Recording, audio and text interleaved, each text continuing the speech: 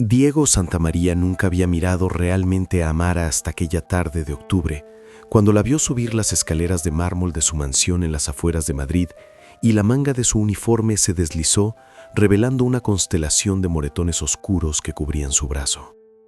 Moretones que parecían manos, moretones que contaban una historia que Diego aún no quería leer. Ella tenía 6 meses de embarazo y caminaba con esa lentitud protectora de quien lleva una vida frágil dentro.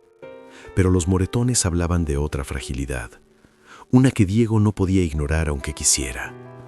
Aquella imagen se quedó grabada en su mente como una fotografía que no podía borrar. Y algo comenzó a cambiar en el aire de aquella casa, donde el silencio siempre había sido cómplice. Si te gustan las historias que revelan verdades ocultas, suscríbete y deja tu like para no perderte las próximas. Diego Santamaría había construido un imperio desde cero. Había convertido una pequeña empresa de tecnología en un gigante que facturaba millones cada trimestre. A sus 42 años, vivía en una mansión de 3 pisos, con jardines que parecían salidos de una revista y empleados que se movían como sombras silenciosas, cumpliendo cada deseo antes de que fuera pronunciado. Estaba casado con Valeria, una mujer de la alta sociedad madrileña, que organizaba eventos benéficos y coleccionaba arte contemporáneo, pero que rara vez estaba en casa. Su matrimonio era una transacción elegante, respeto mutuo, espacios separados, conversaciones superficiales durante las cenas de negocios. Diego había aprendido a vivir en esa soledad disfrazada de éxito. Amara había llegado a la casa hacía 2 años. Venía de Guinea Ecuatorial. Había cruzado el océano buscando una vida mejor, llevando en su maleta más sueños que pertenencias. Era una mujer de 30 años con una sonrisa que iluminaba las habitaciones oscuras y una dignidad silenciosa que Diego había notado desde el principio, aunque nunca lo había admitido en voz alta. Ella limpiaba, cocinaba, organizaba, desaparecía antes de que alguien notara su presencia. Eso era lo que se esperaba de ella: ser invisible, ser eficiente, ser agradecida por la oportunidad. Diego nunca había pensado mucho en Amara. Era parte del paisaje de su vida, como los cuadros en las paredes o las flores frescas que aparecían cada lunes en el vestíbulo. Sabía que estaba embarazada porque Valeria lo había mencionado con cierto disgusto durante el desayuno. «Tendremos que buscar un reemplazo temporal», dijo sin levantar la vista de su teléfono. Diego había asentido y había seguido leyendo el periódico financiero. Otro problema más en la lista interminable de asuntos domésticos que su esposa manejaba. Pero aquellos moretones cambiaron algo. Diego comenzó a notar cosas que antes eran invisibles. La forma en que Amara evitaba el contacto visual cuando él entraba en una habitación, cómo sus manos temblaban ligeramente al servir el café, el modo en que se tocaba el vientre con una mezcla de amor y miedo. Y los moretones. Cada semana parecía haber más. En el cuello, apenas visible bajo el collar de su uniforme, en las muñecas cuando alcanzaba los platos altos, en los tobillos cuando subía la ropa de la lavandería. Diego no era un hombre particularmente sensible. Había construido su fortuna tomando decisiones difíciles y manteniendo las emociones bajo control. Pero algo en la imagen de aquella mujer embarazada con marcas de violencia en su cuerpo lo perturbaba de una manera que no podía explicar. Era como si su presencia le estuviera mostrando un espejo que reflejaba algo oscuro y vergonzoso sobre el mundo en el que vivía. Un mundo donde una mujer podía ser golpeada y nadie preguntaba, donde el sufrimiento podía esconderse detrás de uniformes impecables y sonrisas forzadas. Una tarde de noviembre, Diego llegó temprano a casa. La reunión de la junta se había cancelado y había decidido trabajar desde su estudio. Mientras subía las escaleras, escuchó un sollozo ahogado que venía del cuarto de servicio. Se detuvo. La puerta estaba entreabierta, y allí estaba Amara, sentada en el borde de su cama pequeña, con las manos cubriendo su rostro y su cuerpo temblando con un llanto silencioso que parecía venir desde un lugar muy profundo. Diego se quedó paralizado. Sabía que debía alejarse, que era una invasión a su privacidad, pero algo lo mantuvo ahí, observando cómo el sufrimiento se derramaba de aquella mujer que siempre había sido tan fuerte, tan invisible. Amara levantó la vista y sus ojos se encontraron. Por un segundo el tiempo se detuvo. En esos ojos Diego vio algo que lo sacudió hasta los huesos. No era solo dolor, era humillación, era miedo, Era la resignación de alguien que ha aprendido que el mundo no está diseñado para protegerla. Ella se limpió las lágrimas rápidamente y se puso de pie, alisando su uniforme como si pudiera borrar lo que acababa de suceder. «Perdón, señor», susurró. «No volverá a pasar». Y salió de la habitación dejando a Diego solo con un nudo en el estómago que no podía deshacer. Esa noche no pudo dormir. Se quedó mirando el techo de su habitación mientras Valeria dormía a su lado, respirando suavemente, indiferente a todo. Diego pensaba en los moretones, en el llanto, en la palabra perdón dicha por alguien que no tenía nada por lo cual disculparse. Pensaba en su propia complicidad, en cómo había vivido en esa casa durante años sin ver realmente A la mañana siguiente, Diego tomó una decisión. Iba a averiguar qué estaba pasando. Llamó a Mara a su estudio. Ella llegó con la cabeza baja, las manos entrelazadas frente a su vientre abultado. Diego señaló la silla frente a su escritorio. «Siéntate, por favor». Amara obedeció, pero se quedó en el borde del asiento como si estuviera lista para huir en cualquier momento. Diego no sabía cómo empezar. Nunca había tenido una conversación real con ella. Nunca había preguntado sobre su vida, sus esperanzas, sus miedos. Amara comenzó con voz cautelosa. «Necesito saber si estás bien. He visto los moretones». El silencio que siguió fue denso y pesado. Amara mantuvo la mirada fija en sus manos. Diego podía ver cómo luchaba internamente, como si estuviera decidiendo si era seguro hablar o si el silencio era su única protección. «Estoy bien, señor», respondió finalmente con una voz tan suave que casi no se escuchaba. «No lo estás», insistió Diego, sintiendo una frustración creciente. «Alguien te está lastimando. Necesitas ayuda». Amara levantó la vista, y por primera vez, Diego vio algo más que sumisión en sus ojos. Vio rabia, una rabia antigua y profunda que había estado enterrada bajo capas de supervivencia. «Con todo respeto, señor, usted no entiende mi vida. No entiende lo que significa ser yo en este mundo». Las palabras cayeron como piedras entre ellos. Diego se reclinó en su silla, sintiendo el peso de esa verdad. Tenía razón. Él no entendía. Había vivido toda su vida protegido por su piel blanca, su dinero, su poder.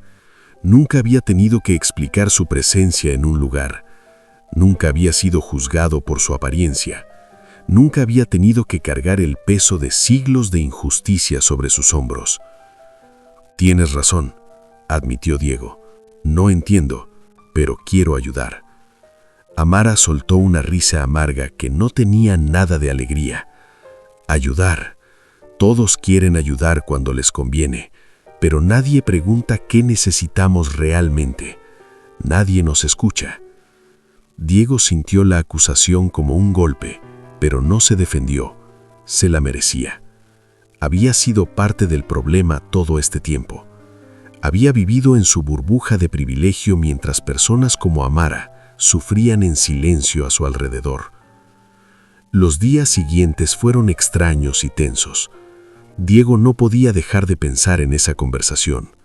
Comenzó a observar más, a notar las pequeñas crueldades cotidianas que antes eran invisibles. La forma en que Valeria hablaba a Amara con ese tono condescendiente que dejaba claro quién tenía el poder. Cómo los amigos de su esposa hacían comentarios sobre esa gente sin siquiera bajar la voz. Las miradas de desconfianza cuando Amara caminaba por el vecindario elegante. El modo en que el mundo asumía cosas sobre ella antes de que abriera la boca. Una tarde, Diego entró a la cocina y encontró a Amara llorando nuevamente. Esta vez no se escondió. Levantó la manga de su uniforme y le mostró los moretones nuevos. Pero ahora había algo diferente en su expresión. Había determinación. «Necesito que sepa algo, señor.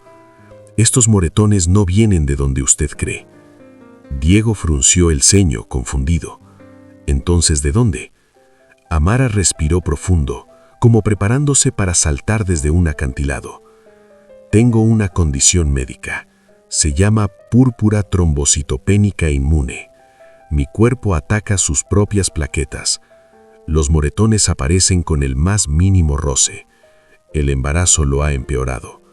He estado viendo doctores, pero es complicado y costoso. Diego se quedó en silencio procesando la información. Se sintió como un idiota. Había construido toda una narrativa en su cabeza basada en prejuicios que ni siquiera sabía que tenía. Había visto a una mujer negra embarazada con moretones y había saltado a conclusiones sin preguntarle a ella directamente. «¿Por qué no dijiste nada antes?», preguntó sintiéndose avergonzado.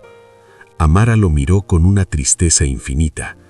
«Porque, señor, la gente como yo no tiene el lujo de ser creída. Si hubiera dicho la verdad, habrían pensado que estaba mintiendo, habrían asumido que estoy cubriendo a alguien, o peor, habrían decidido que soy un problema y me habrían despedido.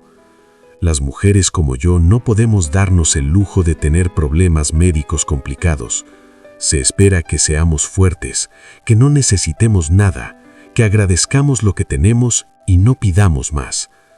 Cada palabra era una denuncia, una acusación contra un sistema que Diego había ayudado a perpetuar con su indiferencia. Se dio cuenta de cuánto privilegio había en estar enfermo y ser creído, en poder pedir ayuda sin ser juzgado, en poder existir sin tener que justificar constantemente tu humanidad. «¿Cuánto necesitas para el tratamiento?», preguntó Diego. Amara negó la cabeza. «No busco caridad, señor. Solo necesitaba que alguien supiera la verdad». Pero Diego ya había tomado una decisión. Esa noche habló con Valeria, le contó sobre la condición médica de Amara. Le dijo que iban a cubrir todos los gastos del tratamiento. Valeria lo miró como si se hubiera vuelto loco. «Es solo una empleada, Diego. No podemos sentar ese precedente». «No es solo una empleada», respondió Diego con una firmeza que sorprendió a ambos. «Es una persona que ha estado trabajando en nuestra casa, cuidando de nosotros mientras sufría en silencio. Y vamos a...». Los meses siguientes cambiaron algo fundamental en Diego. Organizó para que Amara viera a los mejores especialistas. Cubrió todos los gastos médicos, pero más importante aún, comenzó a verla, realmente verla. Hablaba con ella, preguntaba sobre su vida, su familia, sus sueños. Descubrió que había estudiado literatura en su país, que escribía poesía, que había tenido que dejar todo atrás porque las oportunidades allí eran limitadas para una mujer negra sin conexiones. Amara le mostró algunos de sus poemas. Eran hermosos y desgarradores. Hablaban de desarraigo, de identidad, de la lucha constante por mantener la dignidad en un mundo que constantemente trataba de arrebatársela. Diego leyó cada palabra, sintiendo cómo se le abría una ventana a una realidad que había ignorado toda su vida. El tratamiento funcionó, los moretones comenzaron a disminuir, Amara recuperó fuerza, y cuando finalmente llegó el momento del parto, Diego y Valeria estuvieron ahí. Bueno, Diego estuvo ahí, Valeria había viajado a París para una exposición de arte, pero Diego estuvo en la sala de espera del hospital durante esas largas horas de la madrugada, esperando noticias. Cuando la enfermera salió y anunció que era una niña sana, Diego sintió una alegría que no había experimentado en años, una alegría pura y genuina que no tenía nada que ver con negocios o dinero o éxito. Visitó a Amara en la habitación. Ella estaba agotada, pero radiante, sosteniendo a su hija envuelta en una manta rosa. La bebé era perfecta, pequeña y frágil y llena de posibilidades. «Quiero que sepa algo, señor Diego», dijo Amara con lágrimas en los ojos. «Usted me salvó la vida, no solo pagando el tratamiento, sino viéndome, escuchándome, tratándome como un ser humano. Eso fue lo que realmente me salvó». Diego sintió un nudo en la garganta. Se dio cuenta de lo trágico que era que un acto básico de humanidad pudiera sentirse como un milagro para alguien, que Amara tuviera que agradecer por ser tratada con dignidad. Eso decía todo sobre el mundo en el que vivían. «Yo soy quien debe agradecer», respondió Diego. «Me mostraste algo que necesitaba ver. Me hiciste confrontar mi propia ceguera. En los meses que siguieron, Diego tomó decisiones que sorprendieron a todos. Implementó un programa en su empresa para contratar y promover activamente a personas de comunidades marginadas. Estableció un fondo para ayudar a empleados con gastos médicos inesperados. Comenzó a usar su plataforma y su dinero para apoyar organizaciones que luchaban contra la discriminación racial. Valeria lo acusó de volverse blando. Sus socios se quejaron de que estaba mezclando negocios con activismo, pero Diego no se detuvo. Amara decidió no volver a trabajar como empleada doméstica. Con el apoyo de Diego se inscribió en la universidad para terminar su carrera en literatura. Diego le ayudó a conseguir una beca y un apartamento cerca del campus. Ella estudia de día y cuida a su hija de noche. Es difícil, pero por primera vez en años, Amara siente que está construyendo un futuro, no solo sobreviviendo. Diego y Amara mantienen contacto. A veces toman café y hablan sobre libros, sobre la vida, sobre los cambios que ambos han experimentado. Diego le pide a Amara que lea sus poemas en eventos de su empresa, que hable sobre su experiencia, que ponga rostro humano a las estadísticas sobre desigualdad. Y cada vez que ella habla, la gente escucha, algunos con incomodidad, otros con culpa, pero todos con atención. Una tarde, mientras tomaban café en una cafetería cerca de la universidad, Amara le preguntó a Diego qué había sido lo que realmente lo había hecho cambiar. Él pensó largo rato antes de responder. Creo que fue darme cuenta de que mi indiferencia era tan dañina como la crueldad activa.